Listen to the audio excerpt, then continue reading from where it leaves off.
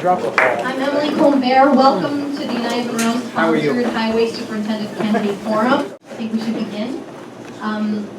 First, I'd like to invite the candidates up to join me. We have John Sherney approaching now.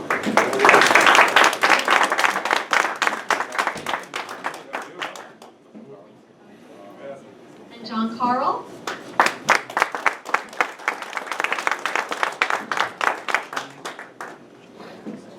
And I'm not sure if I've seen Anthony Rizzo. Has anyone seen him? Okay, we're going to get started without him. And he did say he was going to attend, so I can only assume that he will show up at some point. I'll allow John Sherney and John Carl to introduce themselves in their opening statements. But I just want to give you the format. The candidates will be asked a series of questions. All of the questions were submitted by members of the public prior to tonight, so I have the list of questions here. The candidates have not seen the questions prior to tonight. We'll take turns as to who goes first for each question, and each candidate will have 2.5 minutes to answer each question, but their opening statements will be 3 minutes long. And your closing statements after the questions are done will be 3 minutes long as well. And you get a 30-second or I'll waive it. He'll waive the 30 seconds so we won't interrupt your speech. Or we won't verbally interrupt you. Dan Burke was available. Okay.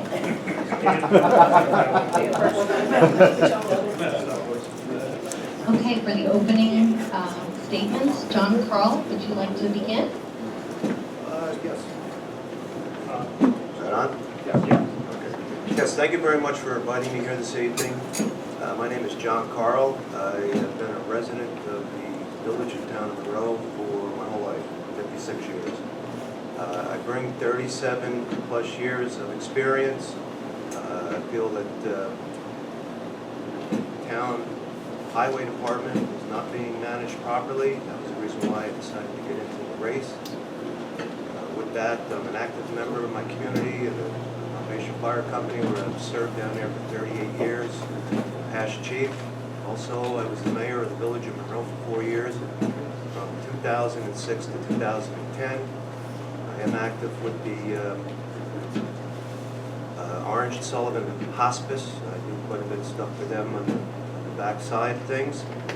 And I feel that I could be the candidate that help take that town highway department, turn it around, and make it a proud department once again. Because what I've seen and going to town board meetings, there's some issues there that need to be addressed.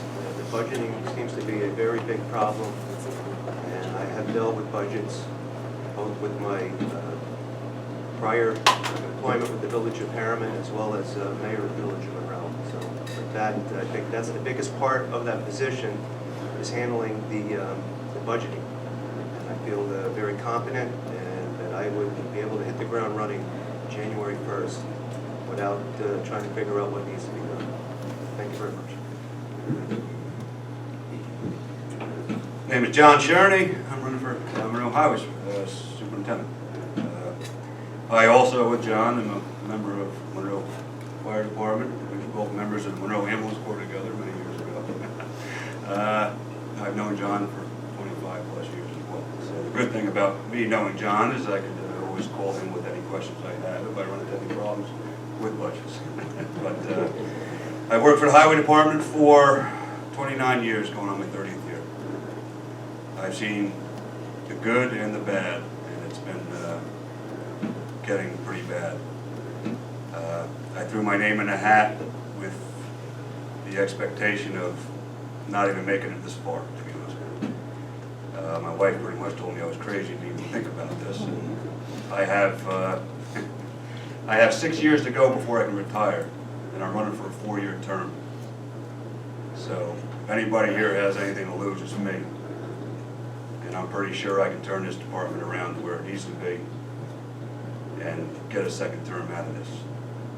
I'm a no-nonsense type of guy, and anybody that knows me knows that.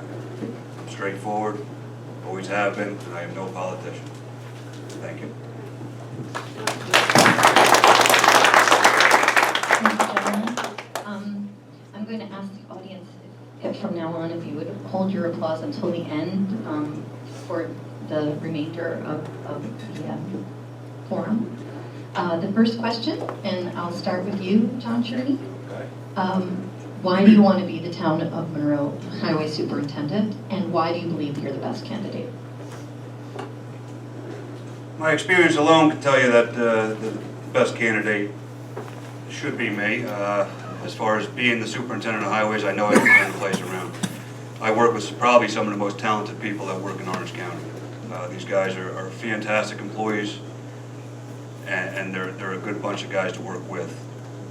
The town board is going to be a tricky battle. The budgets, they've cut our budgets, they've cut our manpower. I got to be able to fight and pick my battles and get that manpower up to where it needs to be again. Unfortunately, we still have to work with the town board as they are. I have to do that. You know, I'm not a town board boy. I was not approached by the town board to run for this position. I'm doing it because I feel I am obligated for the taxpayers of this town to do the right thing and move forward and get this department where it was once 20 years ago. Thank you. John, same question. Why do you want to be the town of Monroe Highway Superintendent, and why do you believe that you're the best candidate? Well, I bring a long history of administrative experience. I worked for the Village of Monroe from 1977 to 1985. I started in the Village of Harriman part-time in 1984. I went down there full-time in 1985.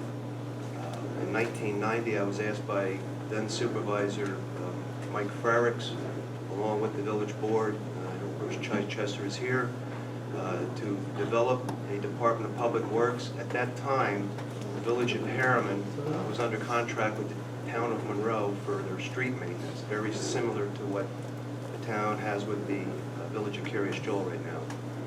And in 1990, we hit the ground running, developed a DPW, and we never looked back. It wound up being a big savings to the Village of Harriman in the end, and it was an enjoyable experience to do that. As far as the administrative end of it, I've been there, I know how to do budgeting, and I feel that I can make a difference in the town of Monroe to all the taxpayers. Thank you.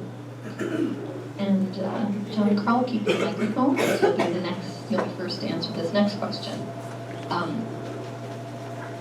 Do you believe that you will be able to work with Supervisor Doles and the town board? If so, how? Well, I'm sorry. How would I work with Harley Doles? It's a matter of sitting down with the town board, and first and foremost is to go through the highway department and see exactly what needs to be done. The workforce versus the workload, reviewing contracts and sitting with the town board. If the town is going to take on additional work with other municipalities, they better make sure they got the manpower to do it. Because if they don't have the manpower to do it, they really shouldn't be getting involved. So it's a negotiation thing, and it's something that would have to be done, and I'm not afraid to sit down and talk with them. I had a nice discussion with Rick Cologne last night in the elevator, leaving the movie theater, and it was him in there that was yelling, not me. I just sat and listened to him. But I would certainly sit with the town board and its controller and see, once we see what the needs and the wants of the highway department are, move forward from there. But the town board has to get on board because they are the ones that budget the monies for the highway department. Thank you. John Cherney, do you believe that you will be able to work with Supervisor Doles and the town board? If so, how? Yes, and we already do. I see Mr. Doles probably twice a month. And this is in a controlled environment with my other employees. As a supervisor, he's entitled to come down, talk to us, have conversations. I think he at this time knows what we need. unfortunately, I don't think it's in his budget to provide us with what we need as far as manpower goes. Trucks, we have been buying trucks. You have to have a replacement schedule. I don't know what's going to happen when I get up to the town board and actually discuss hiring manpower. I really don't. It seems like everybody wants to move forward with a lot of part-time issues, part-time employees. That way you don't have to pay for the benefits. We're down to like 9 guys, 10 guys right now. It's bad out there, and John is right. He's 100% right. If we can't handle a KJ contract, there's no sense to take it. Or other, municipalities. But it's going to be a tough. It's going to be a tough road. It's not going to be easy. I can tell you that right now. Thank you. Same question, Anthony Rizzo. Yeah, sure. Yes, highway's been very tough for the past 4 years. I dealt with the issues. We try to get as much as we can, but with the resources we're given, that's what we work with. We have a number of part-timers that come in so we can do the work. It's very difficult, but we've been keeping up with the work. Part-timers are not dedicated, no offense to them, great bunch of guys, but not dedicated like a full-time employee, okay? And I have some part-timers that are retired that come back in, and they do a wonderful job, okay? It's mind-boggling how we do it, okay? Dealing with the board right now, especially Supervisor Doles, is absolutely impossible, okay? The resources that have been cut from the department, and right now, I ask for more and more and more. After a huge bunch of battles, we got money to fix roads, okay? In the past 2 years, we took up and paved and put infrastructure under it. It was 11 roads, okay? It's the first time in 13 years roads are actually taken up and redone, way above the new town specs. Myself, Mark Etzel, redrew the town specs to make it better and more efficient and have the road last longer. We had a few developers that wanted a chance on it, and I refused, the engineer refused. So we went to the town board to say, what are you gonna do about it? Nothing was done. Called in the engineer, and the engineer said to me, he says, well, we can't do nothing unless the board approves. So I didn't dedicate or sign any paperwork. So now the developer is, I think we have $120,000 of his money, and I said, if you're not gonna take care of it, we will and bill you for it. Okay, the safety issues around a few developments were horrible. Okay, the planning board went in there and they did what they did, but it left an unsafe situation. Thank you. I didn't see that. Yeah, Tony, you weren't here when we explained the format. Each candidate will be answering the same question, and they will get 2.5 minutes to answer. And when you are at your last 30 seconds, we will wave the yellow flag. Thanks. Okay, so this next question, we start with John Cherney. Yes. How would you respond to a property owner who is irate regarding something you or one of your subordinates had done? That's obviously happened a few times, throughout my career. So, just like everything else that you have to do, you have to get the facts. And once the facts are in place, you have to question your employees. I will respond politely to the property owner. I will give them the courtesy that they deserve. They are a taxpayer and they have a right to complain. So then I will respond to my employee that's in question, get the facts from him, and go from there. Thank you. Tony Rizzo? How would you respond to a property owner who was irate regarding something you or one of your subordinates had done? Had a number of issues. Again, like John said, I would confront the employee as I have, and figure out what happened. I wouldn't blame the employee at all. We try to rectify the situation within house and just make sure the taxpayer gets taken care of, as we did numerous times. The thing is that to create a situation and to not deal with it is what I've been dealing with the town board. So basically, I take it upon myself to rectify the situation and with any input from our town supervisor and board, and to get things done. Because if I listen to them, we wouldn't have anything done. We're micromanaged as it is. And we're trying to get away from that and bring resources back to highway. Not to get up to subjects such as water. Highway had water, we bring that back to highway, and we would save hundreds of thousands of dollars. Okay, if we lose the KJ contract, so be it. We have enough resources now, I got preliminary numbers, what it cost us to do the work. And it would save us somewhere in the, about $160,000. Okay, in that neighborhood. Okay, if we didn't take the KJ contract. But as I'm in power, and for the past 4 years, we have a contract with KJ, we honored it to the best of, the department's ability. Hasn't been easy, but we've done it. John Carl? Could you repeat that question? Sure. How would you respond to a property owner who is irate regarding something you or one of your subordinates had done?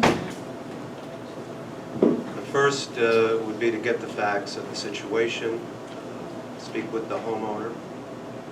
Also, if it was myself or one of the other employees, if it was myself, I would most likely bring a town board member in on it to try to resolve the issue at hand. If it's an employee, same thing. I'd get the facts from them. Everything would get documented, and hopefully it could be resolved. But certainly have everything documented. So if there's a pattern that progresses, that at least you have grounds to either go after the employee, or if it's just a chronic same person that calls every 2 days complaining about the roads not being plowed and the mailbox being knocked over. Most likely try to handle it in-house and to document everything. Okay, Tony Rizzo, you're first to respond to this next question.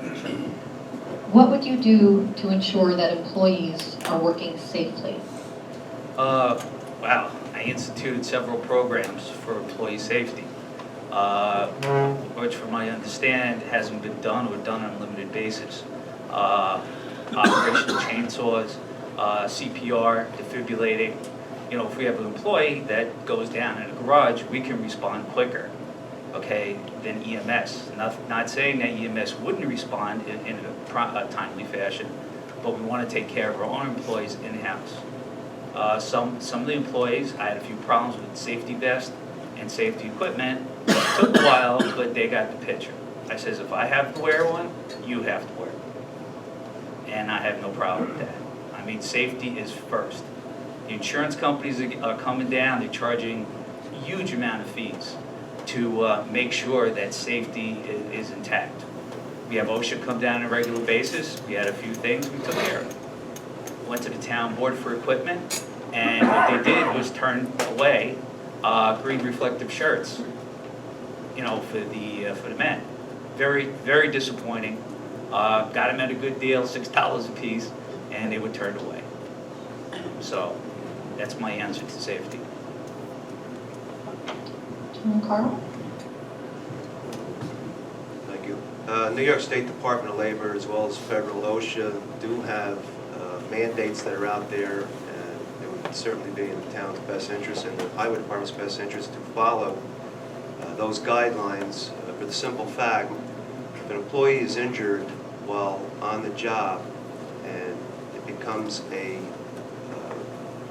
safety concern of the state or OSHA, the state actually enforces the OSHA guidelines. Workman's comp, if an employee is injured, it's the old saying, you're insured until something happens. It becomes a tougher, puts an employee and the employer in a tougher position if the guidelines were not being followed. So it's of the utmost importance that that does happen, and again, if I were elected, I would certainly make sure that everybody is following the guidelines of the state and federal government. John Cherney? I'm the one guy that hasn't wore his vest all the time.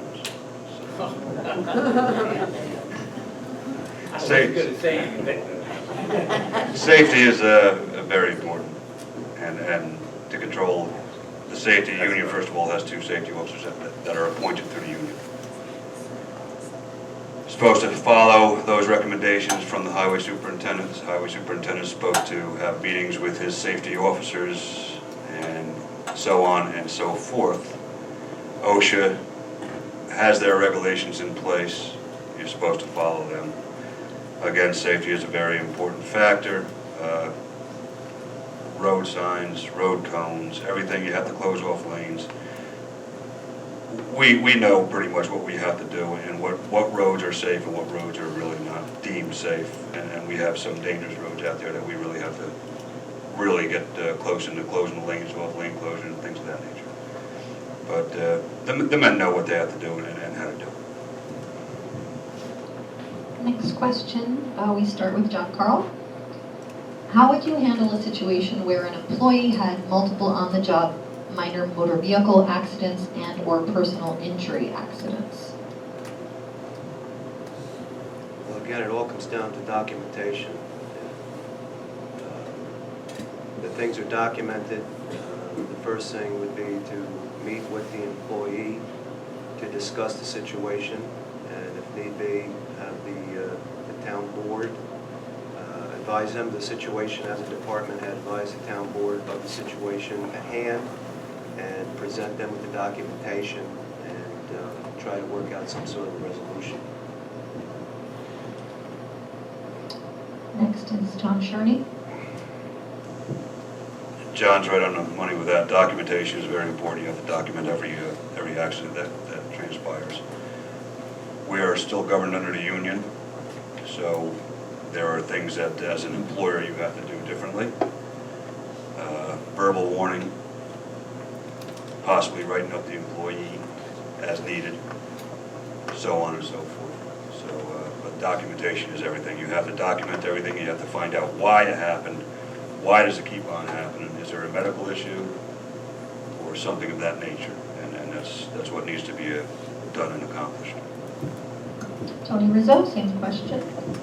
How would you handle a situation where an employee had multiple on-the-job minor motor vehicle accidents and/or personal injury accidents? First of all, he would get spoken to once. He would get written up the second time, suspended, and then we would look through the situation in suspension if it's medical, if it's a drug problem, and because we send out for random drug tests all the time.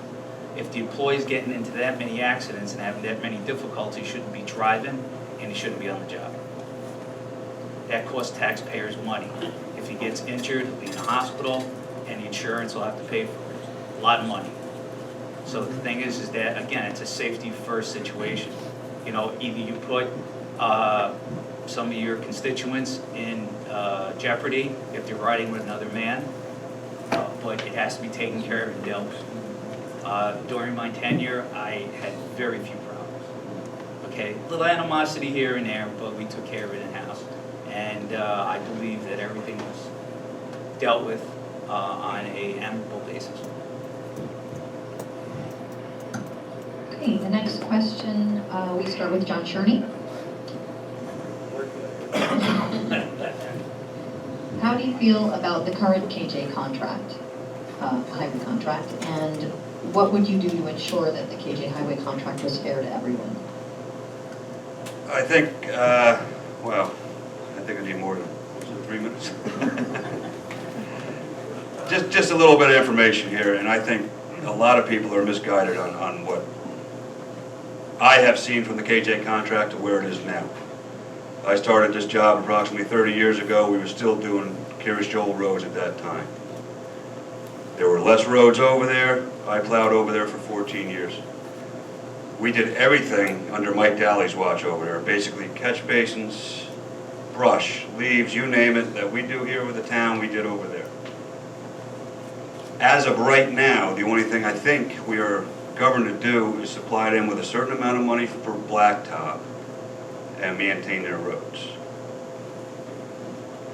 So the catch basins are being taken care of by their DPW crews. Everything else on that end is taking care of the sweeping, street sweeping. We don't sweep over there no more, we don't do none of that, so. Is that, you're allowed to foil this information, for the contract information, correct? So if I'm not mistaken, some of the numbers right now that I have, just through my own research, without foiling anything, 'cause I'm not gonna foil something, and I'm still an employee for the town, I don't wanna get into a jam. Supposedly, the county is 6 miles of road. We take care of county roads, which is approximately, what, $28,000, Tony? It's 27. 27. So that comes out to about $4,600 per mile per year. KJ contract right now is approximately minus the $50,000 for blacktop, is $200,000 a road, $200,000 contract for 11 miles. You're looking at $18,181 per mile of road. That's a lot of money. So to do the KJ contract fairly, you have to have the trucks over there when they're over here. When this truck goes out to plow snow here, it's going out to plow snow there. There is no favoritism. Of course, you have to take care of complaints. If somebody calls up here, you got a nice spot, you gotta go out and salt it. Somebody calls up over there, you got a nice spot, you gotta go out and salt it. I'm not saying I'm in favor of the contract or against the contract. But if you can make money on that contract and lessen the burden on the taxpayers of this town with equipment or possibly even manpower, it may be worthwhile into looking into. As long as we can have the manpower and equipment needed to do it safely and effectively. I will take care of the town of Monroe. I will take care of KJ if they are contracted out to us to do their job. I will do that job diligently on both sides of the spectrum. Nobody will get any preferential treatment, and it will be done fairly.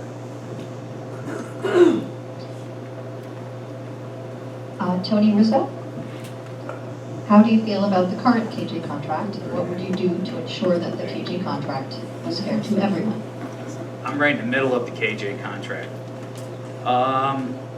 As for like John says, we do have part-timers we send there. When the storm, everybody has an allocated route. If we need more part-timers, we send them in there. The studies that I've done between the town of Monroe, part-timers, KJ with other towns, okay, we only do snow plowing, salting, and pothole repair. And some, once in a while, a tree falls down. If it's a large tree, we call the company.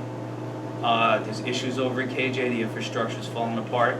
That's one of my concerns. If we going to take this contract, there's a $50,000 asphalt clause in it, I feel that it would exceed that in coming years. And that should be put into the contract. Should we take the contract? If it's lucrative for the town. Even if you make $5,000 on it, okay? It is a revenue stream to keep men on the job. Quite honestly, our supervisor has threatened numerous times that if we lose the KJ contract, we're losing 2 men. And I will not lose 2 men that have families, okay, that have to support their families. If the KJ contract, as long as we don't lose money, means saving 2 men's jobs, so be it. I have nothing against KJ or Town of Monroe. We do everything equal. And the amount of vehicles, I have it all broken down, and salt. If anybody'd like to see it, I can have some available. But right now, the only thing not included is benefits and overtime. Okay, which if you add those together off the top of my head, you're looking at about $212,000. Okay, in that neighborhood.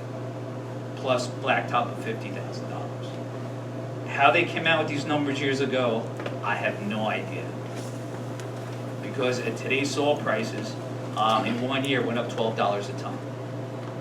And they never made adjustments. As you all know, I've been attacked with the salt thing, okay? I had a private accountant come in and do the salt budget and do the salt allocation. That information is available if you want it, all in nauseating detail. As far as the county roads, we pass the roads anyway.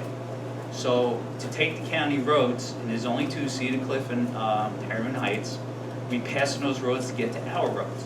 So the only real cost is salt. John Carl, any question? Well, first, I have a copy of the contract from 2010 to 2015. I think the first thing that needs to get done with these, especially with the Village of Cary Joel, because I did deal with them with the fire contracts while I was mayor of Monroe. But the wordage in the contracts are what scare me. And I'll give you an example of page 2, paragraph 2, where they added wordage to the contract that said that the town of Monroe highway superintendent and the employees of the town of Monroe under his control, together with the equipment at his disposal, shall maintain, clean, repave, and repair all village streets in the village of Joel, and shall remove snow and ice therefrom in a manner as repairs, cleaning, and maintenance. It's a concern, because if you look at that wordage there, they can come back at you, because it says repave all village streets. Also, with that contract, this was the contract that the town supervisor said was a sweetheart deal. He scribbled out Sandy Leonard's name, and he writes down below it, acting town supervisor, and then he signs it. Okay? Now you go to the next page, on the notary attesting to the signature. Well, it's got Sandy Leonard's name on it, and the notary actually signed off on it, attesting that Sandy Leonard came before him, but meanwhile, Harley Dole signed the contract. So, the work you do over there is only as good as the contract, and you got to follow the contract. That's kind of like the Bible. And when you got sloppy work like this, either the attorney needs to be shown the door or whatever, but the main thing is to get a contract in place that has teeth in it and it protects everybody. This does not protect the town of Monroe, it protects the village of Joel. Okay, we're halfway through now. The next question, we start with Tony Rizzo. Do you believe that the town should be entering a contract with Orange County for snow and ice removal on county roads? Yes, as I said prior, we have a contract in place that was approved. They give minimum amount of money, $27,000 for the, I believe, 5 miles to be serviced. Again, we are passing the roads. We have to go from A to B, and we're on those roads. So really the only expense, okay, manpower is the same. We're going down the road and up the road. So the only real expense is the salt. Will you make money on it? If there's seasons where it doesn't snow, as it did in 2012, I believe, we had just a few inches of snow, they made a fortune. You know, as of last year, we probably broke even. You know, and this year, Mother Nature says we're gonna get hammered again. So, you know, the way the salt's been ordering from myself is that, yes, it went over budget. But if you see the breakdowns, it didn't go over budget. Okay, that was a ploy from the supervisor to make the department and make myself look bad. Okay, because we supply the school district and they reimburse us. We supply the county, they reimburse us. We do the town hall, state police, and senior center. Okay, and to make sure it's all de-iced, we don't want seniors to fall down. Hips are very expensive these days. And you know, as far as that's concerned, you know, I don't think it's a bad deal. Can it be more? Absolutely. But this is what they pay. And again, for going over the roads and going from point A to point B to our service roads, we're only really using salt because you can't go down the road. If there's a lot of snow, you have to drop the plow. You know, that's for the safety of the drivers.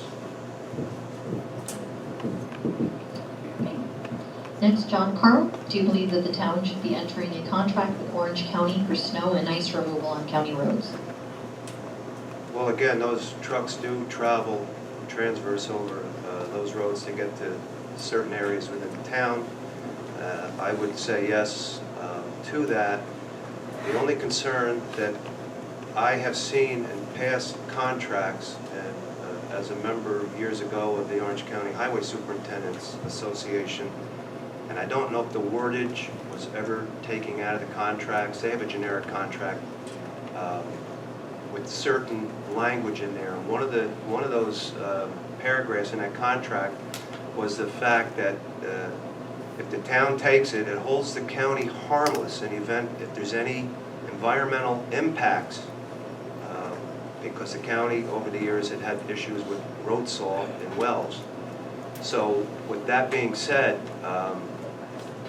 it holds the county harmless, therefore the town will be on the hook.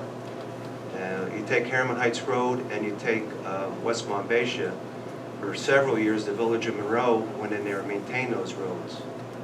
So down the road, no pun intended, if there seems to be issues with people with chlorides and sodium in their wells, it's going to be on the municipalities, not the county. John Cherney, same question. All right, again, yes, absolutely. Again, the numbers that I came up with, first of all, Cedar Cliff Road is 4 miles. Harriman Heights is 2 miles. I've plowed Harriman Heights Road for many years. So basically I was using about 1.5 tons of salt on that per salting trip. Just because you go out to plow all the time does not mean you go out to salt all the time. So per salting trip, about 1.5 tons of salt on Harriman Heights Road. So if you do the math, 20 times out, you know, right, over 25 ton right in that ballpark. So it's not too bad, and you're going to make money on it. You're making $4,600, per mile per year. So you're making $27,000 a year on it. Even in a bad winter, you're going to make a little bit of money on that. You're not going to go broke over that. And you're driving over them roads anyway, and you're making them roads safe for the taxpayer in this town. So, that's our job. That's what we do. Next question, we start with John Carl.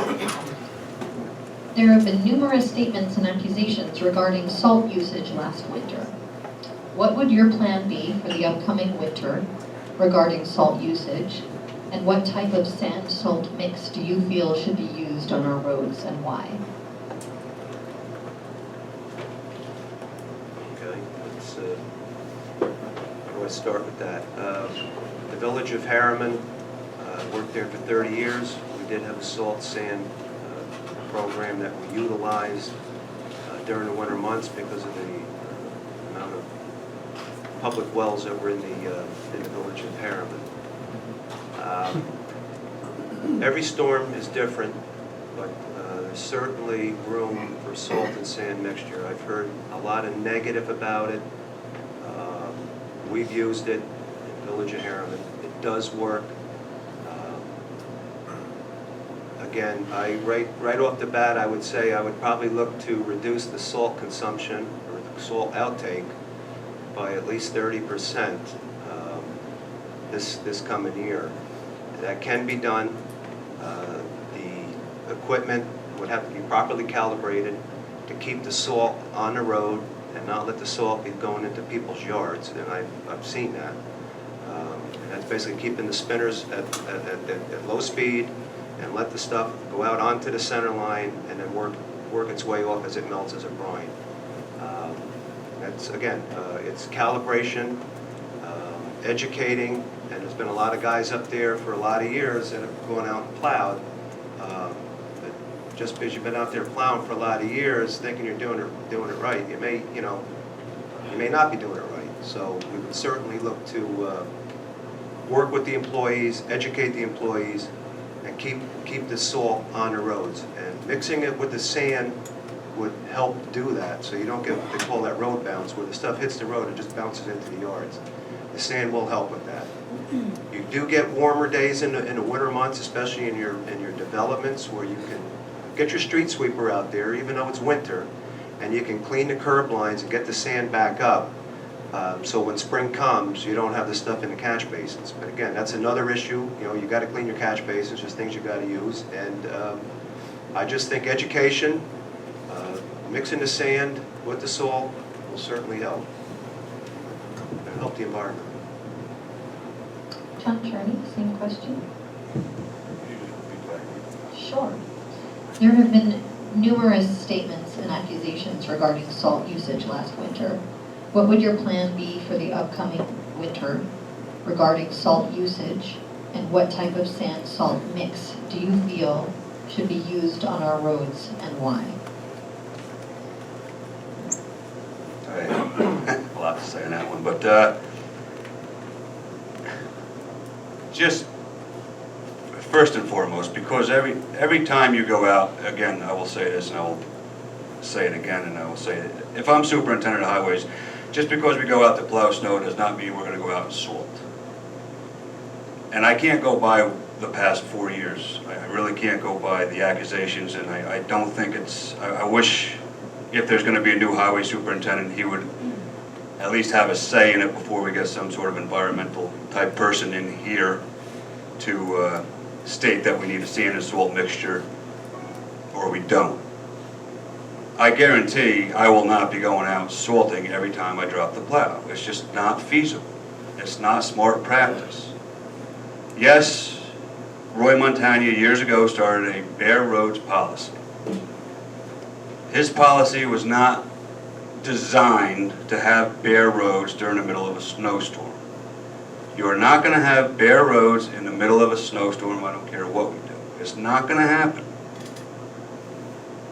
Temperature plays a big role in everything that we do when it comes to putting material down on the roads. If I mix the trucks with sand and salt, now we're going into repairs. The trucks are going to get heavier. Sand is heavier than salt is. Now we're going to be starting to break springs.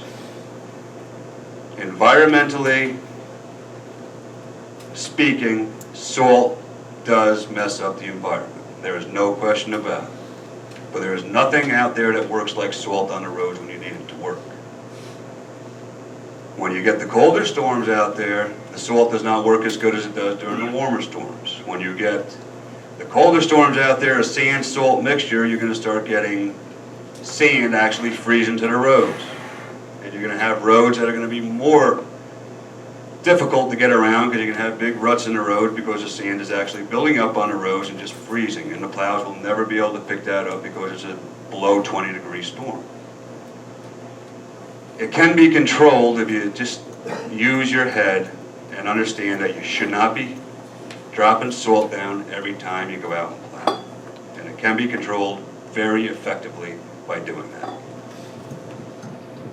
Thank you. Anthony Rizzo, same question. Well, my experience is at 2 o'clock in the morning patrolling roads. It's as per. Mother Nature throws at us, we have to deal with it. Yes, we get salt into the infrastructure. The testing that I've done after the snow seasons, yes, the streams are up to over 1,000 parts per million. 3-4 weeks later, and I have all the testing results if anybody wants it, it's dropped to 300. So the ecosystem is taking care of itself. As well as getting contaminated, I asked several residents, please let us come and test the wells or take a sample of water and have it tested. Okay, because sodium is used in a lot of people's households to control the iron in the water, a lot. So how do you know if it's from the well? How do you know it's from the softener? You don't. Anybody has a softener in this room, just run a saline test on it from Home Depot and see what the rate is. Very simple. Sand salt mix is great, as John said, it's all as per. Okay, all the personnel on the highway, they've been on the job for 20 years, they know how to turn down their spinners, turn up their spinners depending on road conditions. Okay, salt and sand mix is great if you have a warmer temperature and you can do the sand salt, no problem. When it starts freezing and below freezing, it's worthless. If you have freezing rain on top of freezing rain, the salt the sand gets entrapped, okay, and it's worthless. So now you need salt to melt that surface and bring it back to a drivable pavement. And these are the things that we deal with, on a regular basis with snow. It's difficult for the drivers, to ride on this because I do not want, okay, in my administration, to have a truck slide off the road. They weigh tons and injure a driver or injure anyone that's out there. And it's extremely important to go as per situation. Myself, I can't be on every truck. So, we have radios, which the town board won't replace, but, that's my say. Okay. Next question starts with John Cherney. What would you do to prevent contractors from performing substandard work? Tony Rizzo and John Cherney, there have been, there's some complaints sometimes when contractors perform, work in the town of Monroe. I think in Harriman on Grove Street a few years back, John Carl, there was apparently an issue. So how would you prevent this from happening in the town of Monroe if you were the highway superintendent, since these issues can cost the taxpayers additional money to rectify? First and foremost, you have to have a bond, and the bond has to be sufficient to where if they do not finish the job, you can finish the job for them. I know there is a bond structure. I don't know how much that bond is. I don't know if it's done by percentage of what the job is supposed to cost. Yes, I'm gonna have to call you back tomorrow. I can tell you this, if you don't have inspectors out there inspecting the contractor's work, the contractors are gonna do what they wanna do. And I can tell you, Skyview Hills was a crime scene. So you have to inspect their work, you have to inspect what they're backfilling with, and you have to do the right thing on that aspect of it. If you don't inspect it, you don't know what they're putting back in the hole, and then you're gonna be out there fixing. Anthony Rizzo? Well, I had several occasions where I had this difficulty problem. One is on Orchard Drive by Quick Check. We had the county come in, put their sewer system in the ground. Prior to that, I had meetings with sewer and water and Sandy, okay, the supervisor at the time, and I asked her to ask the county, because she was the one who was signing the papers, that we should put up a bond. Okay, no bond was put up. There were several emails and several conversations on that fact. Nothing was done. So now I'm looking to Peter Martin to send the county a bill for all the blacktop we had to put up there. So it came out to almost $400,000. And I believe that the taxpayers of Monroe should not pay for that. I believe Peter should do his shell game and make this work. Okay? We have a lot of expense in Monroe. The infrastructure's falling apart.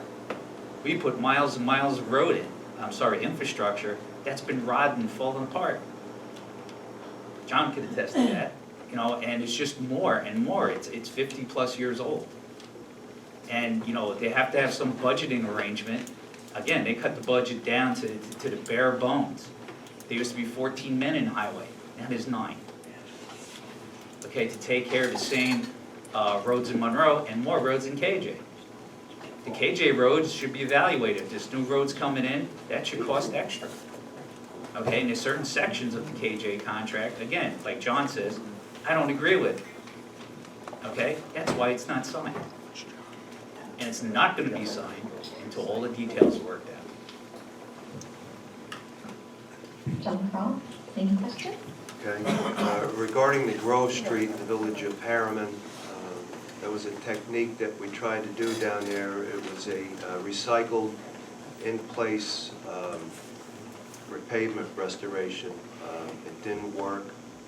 We had issues with the contractor who has since gone out of business. I did have the contractor and myself, we did meet with the mayor of Harriman with our displeasures of that technique that was used. And I know they did settle with the contractor prior to him going out of business. So it does happen. I have done chip seals, I've done slurry seals, and I've had very good success with that. Regarding Orchard Drive, and I'll use that as a pretty good example, where was the town when that road was getting torn up? I drove that several times with fire trucks up there, and it was a mess. Why didn't the town have somebody there as an inspector and the county billed for it? Those are the things that need to get hammered out prior to any street opening permits being given. If you do that, everybody's on the same sheet of music, and you know what's going to happen and what's expected of you. And that's the stuff that's got to happen, documentation. And again, if there's security bonds that got to be posted with these developers, or even the smaller guys doing water taps and stuff like that, you need to make sure that if you have to go in there to repair what they're doing, you want to make sure you cover your cost. And when you do that, you figure that into the bond that they have to post. Only 3 more questions to go. This next question, we start with Tony Rizzo. A former highway superintendent had a water operator certificate/license, which enabled workers in the highway department to make repairs on water systems in the town of Monroe. This writer would like to ask the candidates, if you have a water operator certificate license, and if you do, would you work with the town board to once again have the responsibility of maintaining and repairing the water systems brought back to the highway department? If they do not have the necessary certificate or license, what has prevented you from obtaining it? First of all, as Roy, the superintendent does not need a water license, okay? If you have several people under you, okay, to do the work, as Highway did for many years, okay, the systems are maintained. The systems we have are so antiquated and old. The town board is doing emergency repairs, okay, with one bid, which I don't agree with, okay? When Highway went out and did it under a limited labor basis, okay? Not bringing a contractor in with no bids and having him do the work. I have no control over water, okay, and the town board, again, took it away from Highway, as well did building and maintenance, the dog shelter, and grounds. There's all separate departments for that now, at a huge cost, okay? That should come back, but we can't bring it back to Highway if there's no personnel to do the work. So we rely on part-time personnel, and like I said, some of the men that came back from being retired are excellent, but it's not enough. 14 men leaves coming up. We have 1 crew. That's it. That's why it takes so long to pick it up. I asked for 6 men. I got 2. Winter season's coming. I asked for a pool of 10 men. I got 5. No matter what I say, okay, they do the complete opposite. But if I was a movie theater, what a town was, you get everything you want. Okay, millions of dollars went into the movie theater. Okay, and it's just not performing correctly. When we had storms, FEMA storms, Sandy storms, okay, myself went out, the previous superintendent went out, did the best he could, and he was asked to.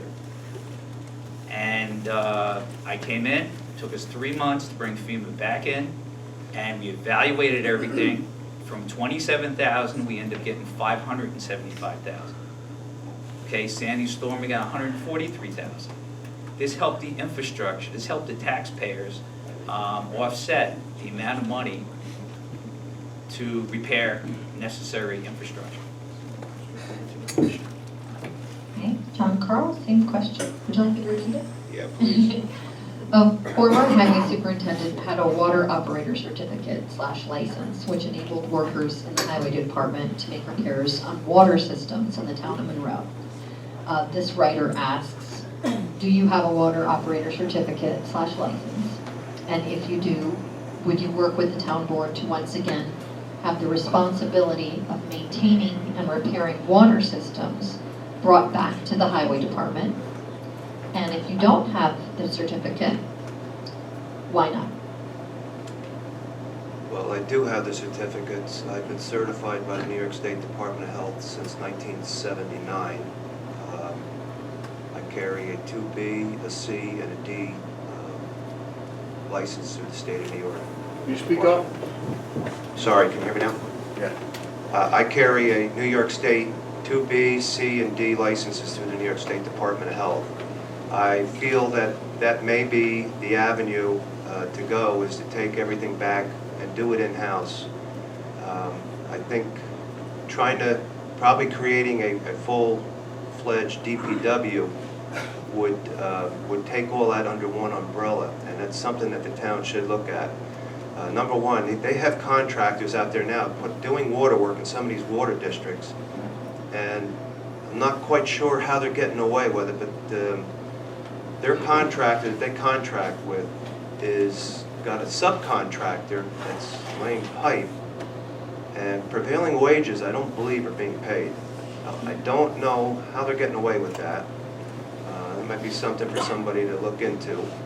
But I would certainly look to try to get the town board to take everything back in-house, get the guys that may be interested in-house certified to run these water districts. It will be cheaper in the long run, and you know, you're employing people from your own town, within your town, and you're giving them some pride. With the water districts, one of the things I know that they did not do in the past, which they're supposed to be doing, is any work that gets done with town equipment has to be billed back to that water district, because that's a separate special district in of itself. So again, it would have to get billed back, but it would certainly be cheaper than having a private contractor that they have now coming in, and then he's subcontracting it to somebody else to do the work. But I would be all for that, and I do hold those licenses, so I'd be willing to try to talk to the town board and bring that back, you know, within the four walls of the town highway garage. John, sure, the same question, would you like me to repeat it? No, I think I do not have a water license. I did have the opportunity to take the class years ago. I never did jump on that. I didn't feel that it was necessary for me at the time. I would get a water license, and I would have never let the water contract move on to bigger and better things. I would have fought for that, and I would have fought for the grounds department. Thank you. Okay. Next question starts with John Carl. Recently, there has been much discussion regarding unfunded overtime and budget shortfalls in the building and maintenance department. In years past, the highway department had handled many of the same duties, cutting grass on the favor farm, painting, etc., that are now assigned to building and maintenance department. This writer would like to know the candidate's opinion on whether they would be in favor of or not in favor of having the highway department become a public works department, which I think some of you just answered, and provide an explanation giving specific reasons for your opinion. Well, again, going back to what I said before, by taking the water back, if you were to take the building maintenance back and create a true Department of Public Works, that's probably the way to go, because you'll have full control over everything that's going on, and everybody reports to one individual, and that individual reports back to the town board. The way it's running now, just going to town board meetings that doesn't work, so I can't imagine everything else is working. But certainly, you know, your town highway superintendent, the way the charter is with the town of Monroe, is an elected position. There are a few towns in this county, town of Newburgh, town of Cornwall, and there may be one or two others that do not have elected highway superintendents. And I know, you know, there's been some clash going on right now over the town of Blooming Grove regarding making them appointed positions. But if you were to go to a full-fledged DPW, and you'd be just like any village. You could set that thing up so that it's a civil service test, and the individual that gets hired there has to pass that civil service test. So, and then you're going to see the bigger bang for your buck. You don't hear all the issues in the village of Monroe. You don't hear all the issues in the village of Harriman regarding their highway department or DPWs, and maybe this is something down the road that the town should look at. Do away with the town elected position, create a DPW superintendent, and go into it full force. It's an appointed position, and you're appointed by your test score. You've got to score the top 3 in the county in order to get the position. John Cherney? Would you like me to repeat the question? Sure. Okay. Recently, there's been much discussion regarding unfunded overtime and budget shortfalls in the building and maintenance department. In years past, the highway department had handled many of the same duties, cutting grass on Faber Farm, painting, etc., that are now assigned to building and maintenance department. The writer would like to know the candidate's opinion on whether they would be in favor of or not in favor of having the highway department become a public works department, and provide an explanation giving specific reason for your opinion. Did you read that question?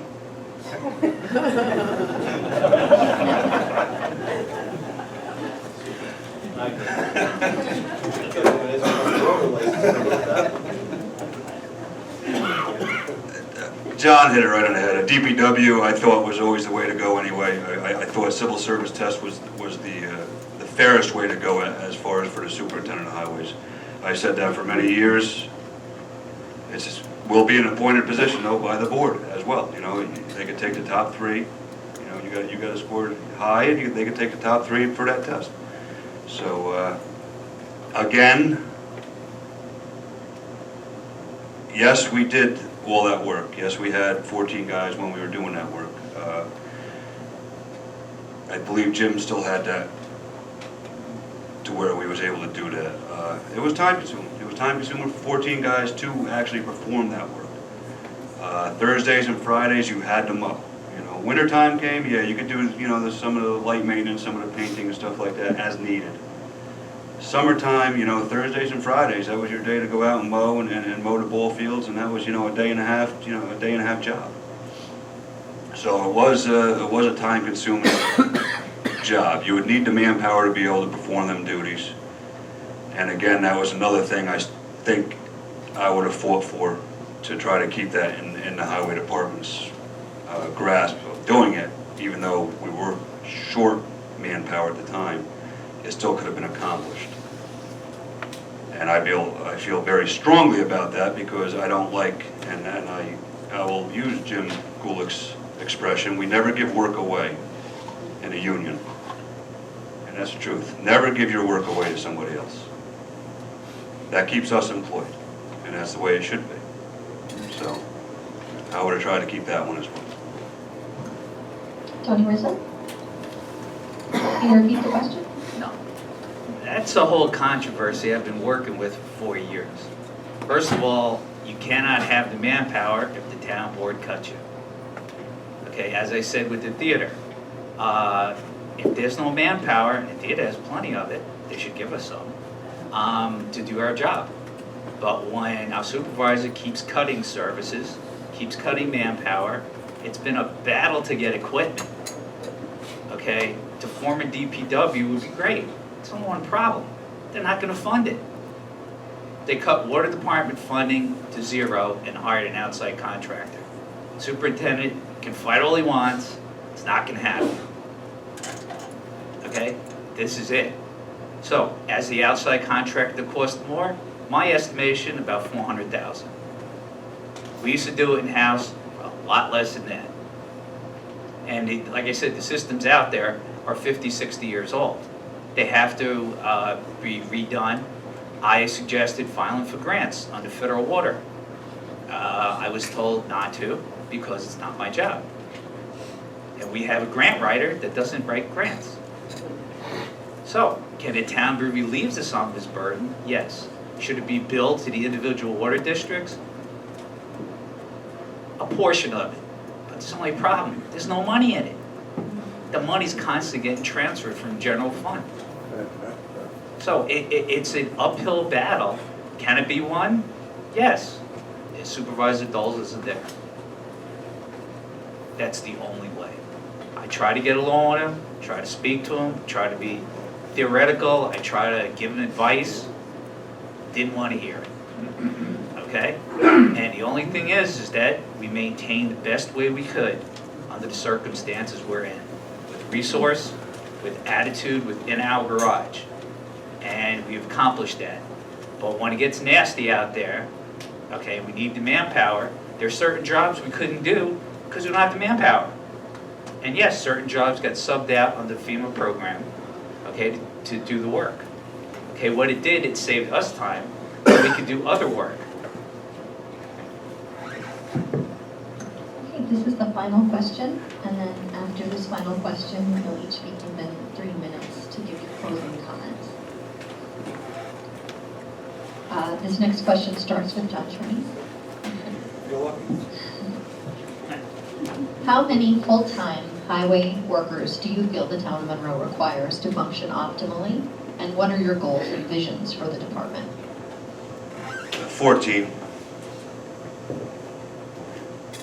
I worked under probably some of the best supervisors, superintendents that the town has seen. Mike Daly hired me many years ago, and he was a fantastic guy. Most people in this room probably don't even remember him. I'm sure some do. Mike was a fantastic employer. The guys respected him. Roy Montagna. Roy had his moments, but he was still a good employer, and I learned a lot from that man. He ran a tight ship. We had a lot of respect throughout the county and throughout the town. He was more into the politics than I'll ever be. He liked the politics, he liked the political side. I do not. But he ran a tight ship. To have a vision for this highway department again is to get it back to where Roy and Mike had it. We was respected throughout the county and need to stay that way, because we do have a good crew there. Yes, there are some problems. Yes, we have some issues. Every employer, every employee does. This can be another fantastic department with the right person running it. And it will be, eventually. Tony Rizzo? Are you going to repeat the question? No. Under the circumstances, yes. It should be ran, I would say, to a different level. But again, you can only do so much with resources you give it. Okay? There's no sense in creating animosity and saying can't get the job done because there's no manpower. Okay? I will not put any employee in jeopardy, okay, because we don't have enough for manpower. If I was told by the men, the working leader, that listen, we don't have enough men, enough flaggers to do the job is put off until we have that manpower issue rectified. Okay? Again, supporting the manpower with funding has been relieved from the highway department. So, the town board, you have to get along with. I tried, they did what they wanted anyway. Okay, and the only time they basically leave us alone is during winter operations. During summer operations, they hire contractors that we could do the work in-house. There was one situation where the contractor came in, I didn't even know about it. They did the work for, give you a number, $48,000, we could have did 15. I have another 2 instances from FEMA, that FEMA gave us $24,000, we did it for 13. Actually 15 with the excavator that we rented with the operator. So it's all a financial situation. To deal with Supervisor Doles, good luck. Okay? I'm sorry, there's no other way to put it. Anybody gets in a position is going to have it tough. And yelling and screaming and carrying on will not make it done. I was under a lot of extreme stress, okay, and had health issues because of it. Okay, I don't wish that on anybody who gets in at all. We're here to work together as a team, and we're here to support the residents of the town. As you all know, I stood up for the residents in Overlook, okay, and I ended up getting a contempt charge and got hauled away. Okay, why? Because this situation's been going on since 2006 and was never rectified. That's how much I respect the residents. Thanks. John Carl? Can you repeat that question, Sure. please? How many full-time highway workers do you feel the town of Monroe requires to function optimally, and what are your goals and visions for the department? Well, I wouldn't put a number on it right now, because one of the first things I'd have to do is to evaluate, if elected, the needs and the wants of the department. And with that, you can make a solid choice of what you need as far as manpower. There was work taken away from the highway department when they started their buildings and grounds. So what they wound up doing was not replacing some of the employees that retired out. So that's where you're kind of in a lag, because the employees that used to do everything are now only doing highway. And then you have guys out there throwing screws in walls at the theater and painting and doing whatever. So again, and it may just come down to, if you can't form a DPW, is to do interdepartment working requests with the grounds and maintenance certain times when you need all hands on, especially at leaf season time, that you're able to move manpower and deploy it to where you need it and get these leaves picked up. And I think that has been a bone of contention with a lot of taxpayers here in Monroe, and I've heard from them. Last year, it was in January, we were on a fire call on Ironworks, or on, I'm sorry, Island View, up in Round Lake Park, and the leaves were still piled on both sides of the road, and don't you think those people weren't pissed? So these are the things, if you can't get the manpower one way, you can certainly try to get it another by doing, working with the interdepartments to move manpower around, to get the job done and move forward. At the end of the day, it's about the taxpayer and the services that they're paying for through their taxes. So you want to make sure that that's handled properly. Okay. We're ready for closing statements. The first to speak will be Tony Rizzo. He'll have 3 minutes to make his final statement. Yeah, that's sort of easy enough. Again, support from the town board is very important. I've tried to get the support from the town board, but it's been a negative for 3 years. In 3 years' time, we just barely got enough funding to keep the department running. Okay, and struggle for equipment was ridiculous. I was behind trucks picking up parts. Okay, and this gentleman in this room could verify that, and because he used to work on the trucks.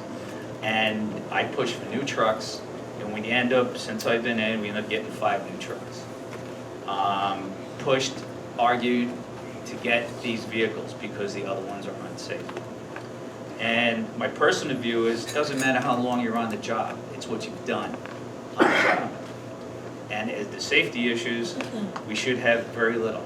Since I've been in, we had very few safety issues, okay?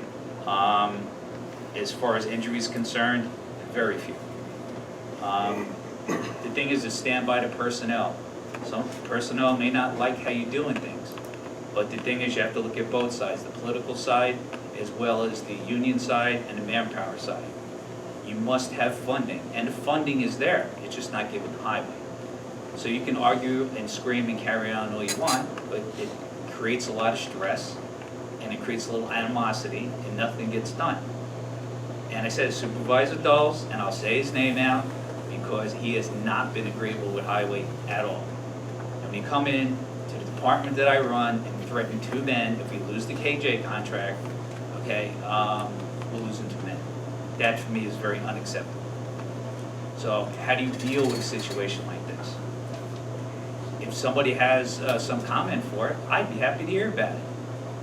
But without funding, even though the budget, this year's budget, I'm going to increase as much as I can, but then it goes for review to Peter Martin, and it gets cut down. 2010, we had salt budget, $300,000. They cut it down to $200,000. Okay, we had sand. We used a lot of sand last year. I believe in Jim Gulick's reign in 2011, I believe 6 trucks broke their rear springs because of the additional weight on the truck. Okay, so is it worth it at $4,000 a pop to put new springs in the truck? You know, those are the averages you got to do out there, and it's as per storm. And just closing, and the men that go out there and do it use a good evaluation, and you know, I'm proud to have them on my staff. John Carl, closing statements. Yes. If I were to be elected by the voters of the town of Monroe. Excuse me. I would review and evaluate contracts with the Village of Curious Joel and the County of Orange, reviewed workload versus manpower needs, develop long-term replacement scheduling of equipment, develop long-term program for road maintenance and rehabilitation, bring fiscal budgeting practices to the job. I will not be an absentee elected official. Best management practices, implementation, proper salt and sand application to town roads to protect not only the groundwater, but you have two reservoirs within the town of Monroe, Walton Lake, which the Village of Chester draws from, and Monbassia Lake, which the Village of Monroe draws from. I'm certified by the New York State Department of Environmental Conservation and Erosion and Sediment Control. That certification runs out next year, and I would be looking to get that renewed. That is part of the stormwater management program that every municipality in the state is supposed to have. I will work with the hydrogeologist on the overlay management of the crucial areas with rock salt. Leaf pickup will be all hands-on to get the job completed by the end of December. And again, if that's taking guys out of the shop, once the equipment is ready for winter, the guys are coming out of the shop and they're going to start helping pick leaves out because you can't do it with a skeleton crew. One of the last things, and I brought it up at the town board meeting several weeks ago, is Larkin Drive. That street needs some street lighting. What a lot of people may not realize in this room, there's been 3 fatalities on Larkin Drive since that road opened in 1999-2000. So since that time, it's probably one of the busiest roads within the town of Monroe. You have a private school that pulls school buses out onto that road, and also a park, a private park, I guess, with heavy traffic. Street lighting is desperately needed on that road, and I will work to see that that happens. I want to thank everybody for coming tonight. Thanks for listening to me, and if nothing else, please get out and vote November 3rd. Thank you very much. Thank you, everybody, for coming out and listening to me as well. I appreciate it. I appreciate Emily having us. That was probably my doing a little bit. Emailing her all the time and things of that nature, but it's just the way it works out. Town of Monroe needs somebody like myself, and if you're willing to vote for me, I'm going to be the one doing the job. I'm no nonsense, straightforward, and I don't take no BS from nobody. It is what it is. I am the guy for the job. My wife knows that. There's a gentleman there. I don't know what's going to happen. I didn't even really want to put myself into this position. I really didn't. I'm happy where I am to a certain extent, but it's time to move forward and maybe move up the ladder a little bit. I'm the guy right now that's taking the biggest chance. I need to get 6 years, and this is only a 4-year term. And it is what it is. You know, I can pretty much work anywhere if I don't make my 4-year term. I know I'm going to do the job. I know I'm going to do it well. I have the respect from the men and the manpower that work there now. And anybody that knows me knows that I mean what I say and I say what I mean. And that's all there is to it. And I'm not going to go on to what I'm going to do because I don't know what's going to happen in the future. I don't know if the board's going to work with me if I get in or not. If they do not, I'm not going to make excuses. It is what it is. The board doesn't work with me and I don't get $600,000, well, so be it. Then I'll work with $300,000. But I'll work with what I'm given. My men will work for me. And if I'm out there plowing snow as well, so be it. That's part of my job. So, thank you all. Thank you.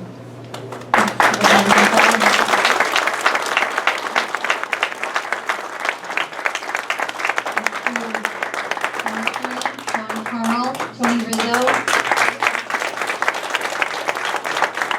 Thanks to all of you for coming. Thanks to the United Monroe volunteers for all of their incredible hard work setting this up. And thanks to the Knights of Columbus for hosting us. And please vote on November 3rd. The United Monroe candidates are here as well. Tony Cardone and Mike McGinn are here. If you're here,